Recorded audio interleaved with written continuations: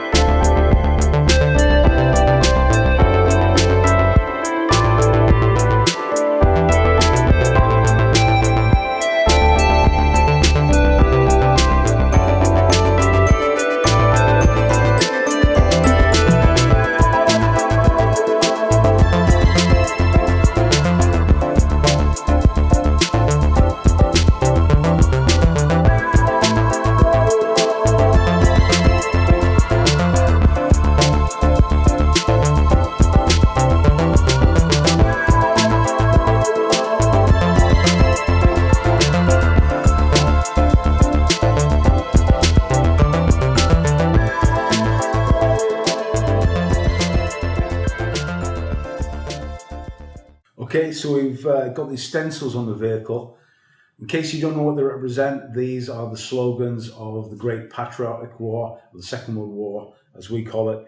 And I decided that this would be sort of, a vehicle as if the paras have taken it and they've put the slogans on it. In fact, in Russia today, you'll see many cars that have got the slogans of victory on them today. I'm talking about normal civilian vehicles, so I thought I'd just sort of play that theme into this MRAP as well. Looks kind of funny because it's got like Guards tank division markings on it, but also a bit of fun. Anyways, weathering. Okay, weathering, what can we say about it? We can say loads and loads of things. I'm not going to even get into it. I'm going to try and explain just basically my approach. That's all I can do. We can debate hours and hours about how everybody else does it and what they're doing. But basically it falls into two elements for me. There's the expression, the story, and also the second part is technique. Technique is the most straightforward thing. Basically technique can only be applications of whatever you're doing, and that just builds up over time and whatever you feel comfortable with.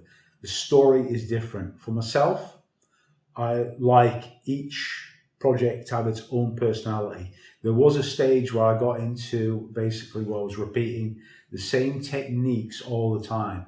But in my case now, what I try and do more than anything else is imagineer basically what I want to tell in the vehicle. Now, the easiest way is to take references, because references have the ready-made story for you. You don't need to worry about how things may appear or may not. You've got them there and there to see, so you can just follow them, yeah? Now, in this case, very new vehicle. There is a few pictures of it in exercise conditions, but I've already come up with the concept of how I want the vehicle to appear. And also in an artistic element as well, I want to express some contrast in that. So what I'm going to do is divide the vehicle into two segments. Basically, from the wheels upwards, the weathering shall be different from what it will be underneath. So I want to create a tide mark of dust, and I've already started that process by doing the wheels, but the upper half I'm going to keep relatively clean. So to start off with, I like to start with a really nice, easy technique. You can do some pin wash. I'm going to use sort of my favorites now, the Mr. Color enamel washes. I'm going to make a blend between the black and the brown because I've got a very dark color on top. And what I'm going to do is pin wash in a lot of details to add some more of that depth. I don't like that term fake shadows. It's just nonsense. There aren't shadows on top of the vehicle. Obviously the sun's shining on top. What I'm trying to do is express more contrast around these panel areas of the vehicle. So that's what we're going to go and do. We use the solvent to mix the two products together, and also I've got a makeup sponge to mop up the excess, and also I'll blend with the brush as well. So let's just fire straight into that and see how it looks.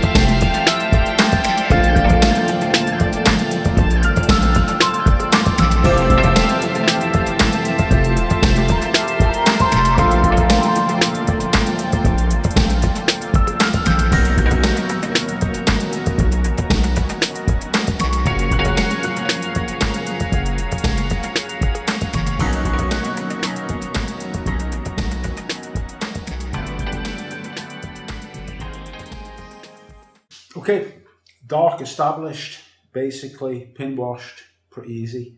Now, remember what I said about trying to create this basically tide marker dust on here. Now, I use the acrylic washers for the wheels, work perfectly fine. And I'm going to be using the airbrush for the next stage. However, these do have a slight problem that they bead up, and that won't create the sort of effect that I need.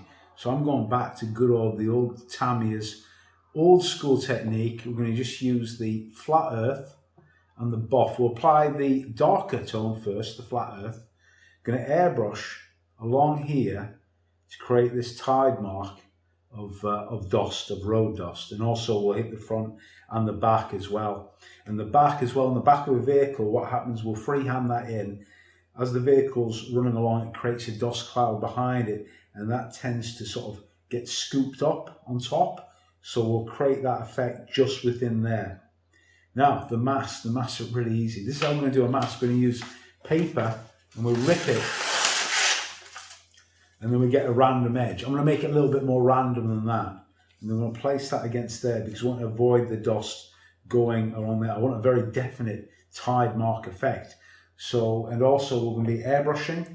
Use the finer airbrush, low pressure, and the thinner ratio is quite high. I think it's maybe about 80% thinner to paint. And also we don't need to use leveling thinner. We can use actually it's preferential if we use just the normal Tamiya type thinner or normal Mr. Color thinner, because if you get that air drying type effect, basically pull back with the airbrush, you're going to get even more effect of dust. As it sort of dries in the air, you're going to get a bit of texture on there. So let's get on with that.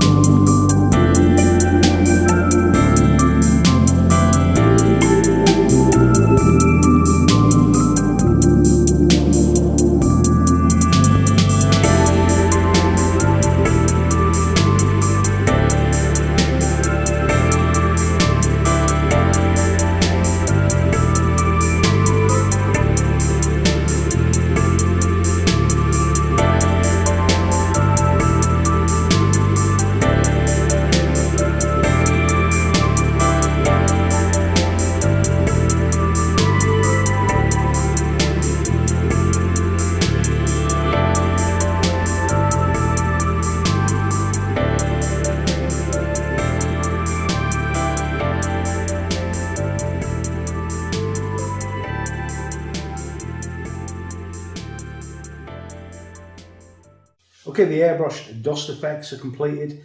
I should have mentioned as well, you can use that technique all over the vehicle. I didn't capture it very well in the video, but if you pull back with the airbrush, sort of about back up here, and then spray down on top, you get like a nice light coating of dust.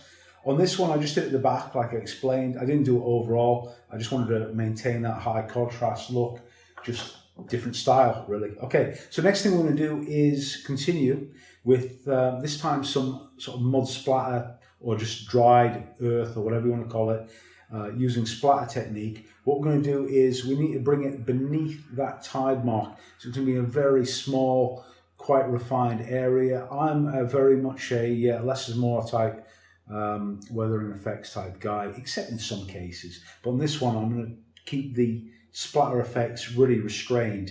I don't want them going above that, and then we've got the 3 or 4 different areas of weathering contrast.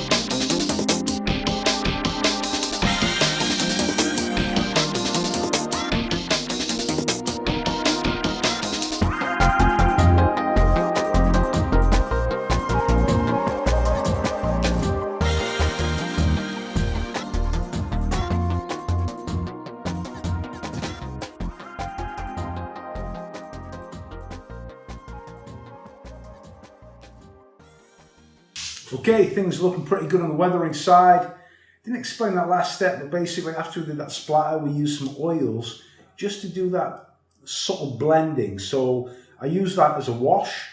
Micro wash technique is, I think, the term for it. Anyways, small applications of the wash, random on the wheels, and then sort of following the panel lines, just as I did the dark wash, except in the areas down there. That sort of blends it out quite nicely, so it looks less artificial. When you only apply the splatter effects, it tends to look a little bit harsh, but now it's looking quite blended. I kind of like the look at the moment. The effects are looking pretty good. That is basic, I think, most of the environmental effects. One more to come on to, but we need to do some other stuff now. Okay, so what we're going to do now is add some, we're going to add some pimp tints. Okay, what we're going to add is this is a set from KAMAZ models, and as I said before, it's the window tinting film, which comes just like car window tinting film in a little fret. I've read the instructions. What I need to do is prepare the glazing, make sure it fits obviously first, so I'll dry fit it again, make sure everything fits in properly, and then I'll apply these. The instructions say that what I need to do is add some soapy water or water with detergent, and then lay down the film on top of the transparencies and make sure it beds down really nice without any air bubbles. We'll see what it looks like. That's going to serve two purposes. One, it's going to give the armoured glass look, and two, because we haven't really got much of an interior inside here and I didn't spend any time weathering that, basically it sort of hides the interior, so two jobs in one. Let's see how that goes.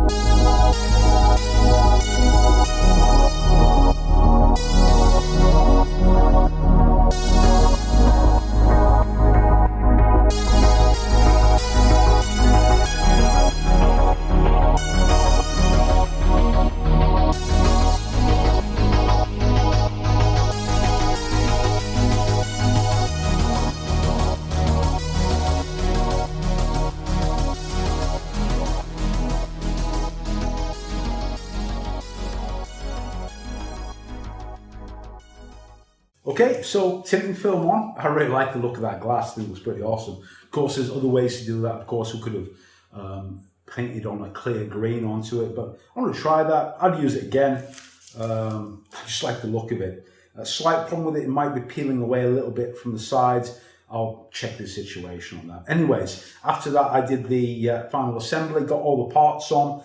you need to do one more weathering step and one more tidy up. Basically, every time you've been handling the model, the little tiny photo etch parts, when they've been touching paper or anything, they've actually worn through the brass. I'll even show you that in a close-up. So we're going to tidy up all the brass parts with just the normal paint that we painted it, the overall camouflage colour.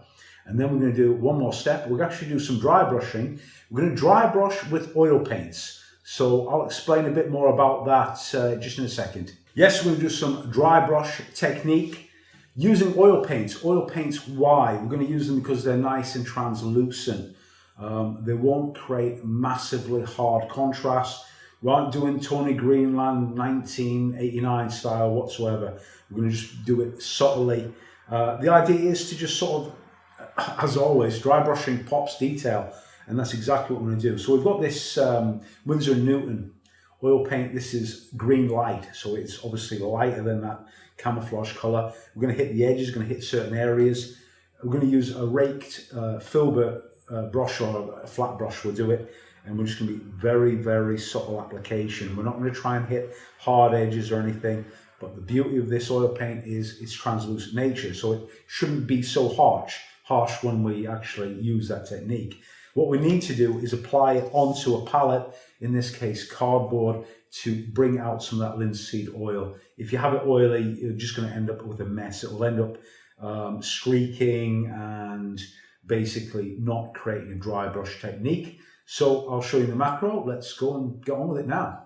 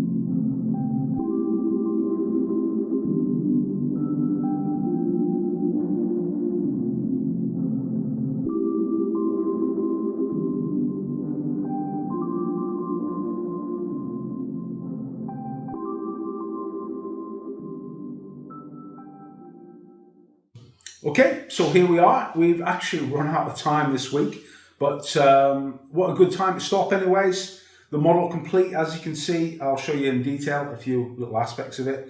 What do I think about the kit? I think it could have been better, honestly, in terms of that fit issue. However, in the end, we got it all together.